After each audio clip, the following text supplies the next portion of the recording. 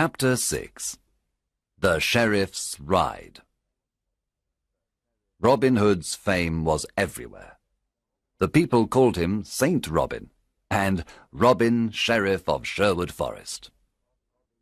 A lot of new outlaws joined Robin Hood. They were loyal to him and followed him everywhere. The sheriff's men did not want to go to Sherwood Forest to capture Robin Hood. They were afraid. The Sheriff of Nottingham was very angry. He wanted to capture Robin, dead or alive. What is wrong with my men? They're afraid of Robin Hood. They're all stupid cowards. I don't need anyone. I'm going to Sherwood Forest alone. I'm not afraid of a legend. The sheriff left for Sherwood Forest alone. He entered the dark forest and saw no one for a long time. Suddenly, a group of outlaws jumped down from the treetops. They made a big circle around the sheriff. Then they took out their swords. The sheriff was terrified. His face became white. One outlaw said, "Well, well, what do we have here? The Sheriff of Nottingham in person!" "Oh, please, don't kill me," said the cowardly sheriff. "I can give you everything I have." The outlaws laughed at the sheriff and said, "Our master is waiting for you." "Robin Hood?" asked the sheriff. "Yes, Robin Hood. You are invited to eat with us." "I'm not hungry. Let me go. I can give you money, gold, jewels. But please, let me go," the sheriff said. "Start walking, you butcher," said Will Scarlet. The outlaws took the sheriff to Robin Hood. Let's kill him, the outlaws cried. Let's kill this fat butcher now. Robin Hood looked at the sheriff with disgust. He wanted to kill him too, but Marion stopped him. "We are not butchers like this man," said Marion. "We are honest people." "Sit down and eat with us, Sheriff," said Robin. "After the meal, I have a surprise for you." The sheriff was not hungry.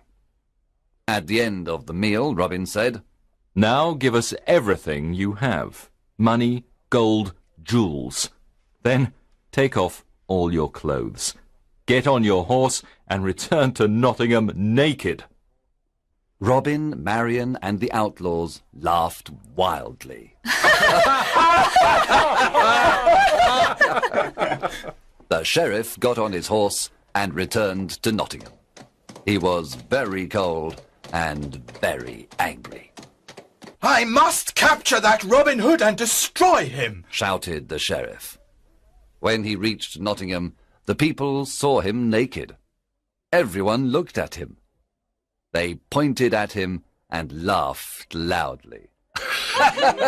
"Long live Robin Hood, the Sheriff of Sherwood Forest!" they cried. Chapter 7. The Silver Arrow. After his adventure in Sherwood Forest, the Sheriff of Nottingham said to his men, "I must capture Robin Hood and destroy him. How can we capture him?" The sheriff thought for some time. Then he said, "I know how we can capture him. Let's have an archery competition here in Nottingham. The best archers of the region always come to the competition. The prize for the best archer is the famous silver arrow."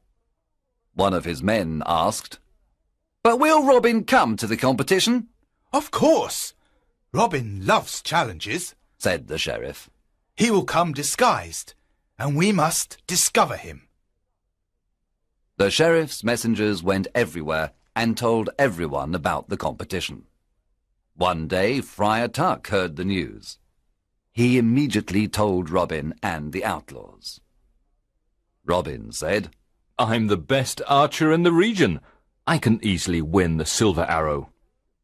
Oh, Robin, don't go, said Marion. It's a trap. The sheriff wants to kill you. Yes, Robin, Said Friar Tuck. it's a trap. It's dangerous for you to go. I must go. I never refuse a challenge. I will disguise myself as a poor peasant. No one will recognize me. Can we come to protect you? Asked Robin's men. Yes, you can come disguised as peasants too. You can stay in the crowd, but be ready to fight if necessary. One morning in May, Robin and his outlaws went to the archery competition. When they arrived in Nottingham, the castle square was full of people. An archery competition was a special event. There were musicians, acrobats, children, lords and ladies. There were colourful flags everywhere. All around the castle square, there were difficult targets. There were many excellent archers at the contest. They all tried to hit the targets. But the best archer was the peasant in the red cloak and hood. He hit all the most difficult targets. The crowd shouted with joy. He was the winner. The sheriff was silent.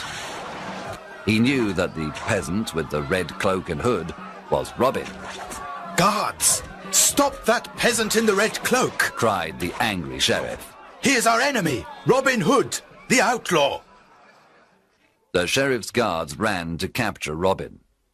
But Robin's men attacked the guards. There was a lot of fighting. Robin and his men killed or injured most of the sheriff's men. Then they quickly left Nottingham and returned to Sherwood Forest. When they arrived, they celebrated their victory.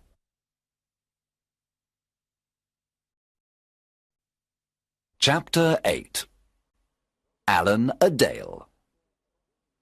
Robin and Marion were walking through the forest when they saw a young man sitting near a river.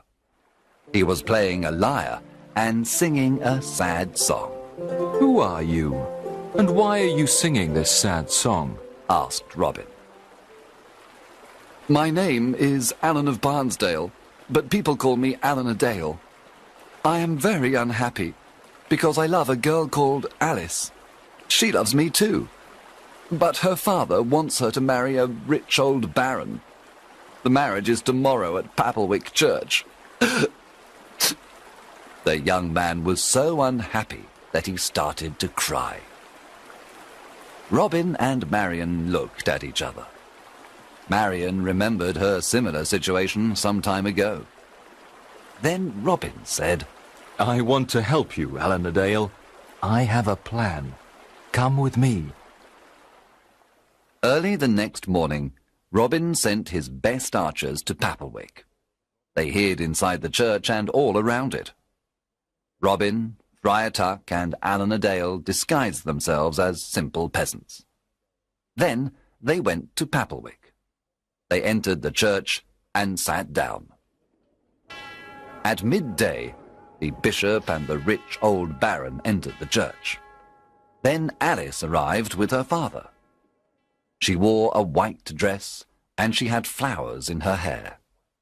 She was beautiful, but very sad and pale. When the bishop began the marriage ceremony, Robin stood up and said, My lord, an ugly old man cannot marry this beautiful young woman.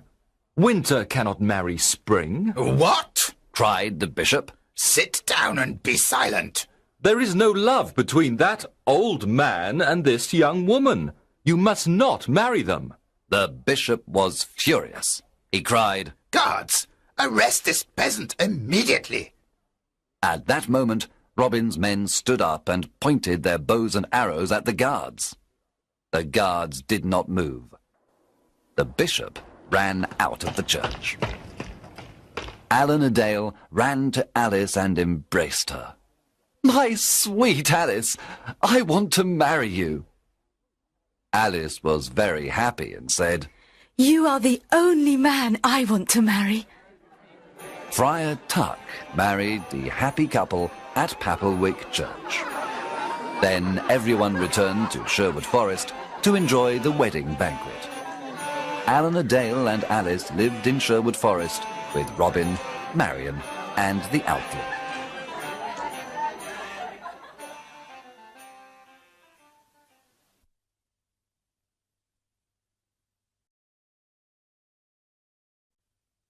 Chapter 9.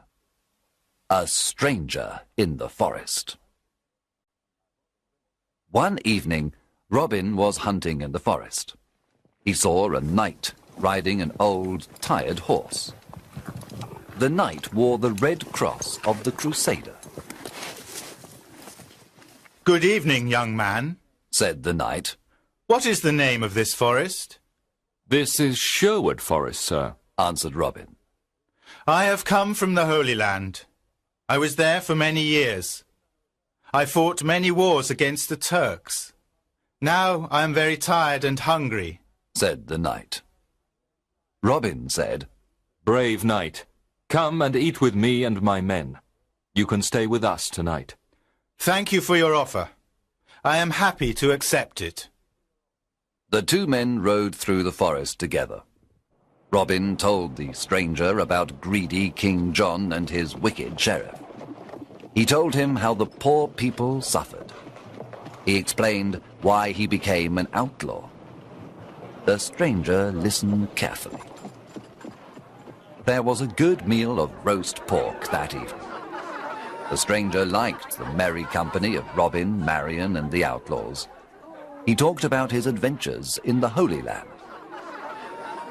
At the end of the meal, Robin stood up and said, Let us drink to good King Richard, and to his return. Everyone cheered and drank to good King Richard and to his return. To King Richard! Then the stranger stood up, took off his head covering, and said, My friends, I must tell you the truth. I am not a knight. I am your King Richard, also called the Lionheart. There was silence for a moment. The surprise was so great. Then everyone at the table cheered and cried, Welcome home, King Richard! Everyone knelt down. Robin said, We thank God for King Richard's return. I am a lucky king. I have loyal people, said King Richard, with tears in his eyes. I know that my brother John and his men are dishonest and greedy. Now I am here to punish the bad and bring justice to all. King Richard looked at everyone and said, You are not outlaws anymore. You are now free men, and all friends of mine. Robin, the lands of Locksley are yours again. You can all leave Sherwood Forest and live as free men. There was great excitement in the air. That night, King Richard slept in Sherwood Forest. The following morning, he rode to Nottingham with Robin, Marion, and his friends of Sherwood Forest. When the sheriff saw them, he ran away and never returned. After the king's return, Robin, Marion, and Little John went to Locksley. They lived a long and happy life. Some of the outlaws returned to their old homes and villages. Some went looking for adventure. Others became soldiers in the king's army. In everyone's heart, there was a beautiful memory of the years spent in Sherwood Forest.